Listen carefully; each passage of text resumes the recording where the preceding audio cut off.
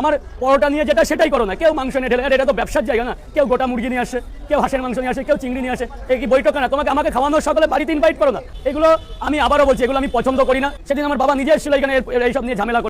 আচ্ছা, রাজুদা যে বলছে এখন এই কাঁকড়া, মাছ, মাংস, ডিম এগুলো যারা যারা আনছে ওনার ব্যবসায় খুব অসুবিধা হচ্ছে, তাহলে রাজুদা যখন এতদিন ধরে ওনারা খাবারগুলো আনছিল আপনি তো খাচ্ছিলেন, তখন কই আপনার ফ্যামিলি থেকে আপনার বাবা বা আপনার ব্যবসায় কোনো রকম তো কোনো ক্ষতি হয়নি? আজকে তাহলে আপনি হুট করে বলছেন কেন যে আমার ব্যবসায় অনেক ক্ষতি হয়ে যাচ্ছে এখানে, প্লাস আমার বাবা আমাকে বকাবকি করছে, যাদের দেওয়ার ইচ্ছা তারা বাড়িতে গিয়ে দিয়ে আসুক। কেন বাড়িতে কেন দিয়ে আসবেন? আপনি যদি প্রথম থেকে বারণ করে দিতেন যে না আমি খাবো না, যা দেওয়ার বাড়িতে গিয়ে দিয়ে আসবেন, তাহলে সবাই গিয়ে আপনার বাড়িতেই দিয়ে আসতো, কেউ দোকানে গিয়ে দিত না। পকেট পরোটার সাথে পকেট পরোটার সাথে দাও দাও কি বলে কি এই হচ্ছে রাজু ভাই লে কি দাও না পরোটা দে খাই না এ পিস দাও চিনার পিস দাও এই যে ধরে বলছো রাজুদা কি খাচ্ছো? এই যে পায়েস নিয়ে এসেছি, বাটির পায়েস, এটা পকেট পরোটা দিয়ে খাওয়া যেত। যেহেতু চিকেন পেয়ে আমি 2-3টে পরোটা খেয়ে নিয়েছি, এই জন্য আমি শুধু খেলাম।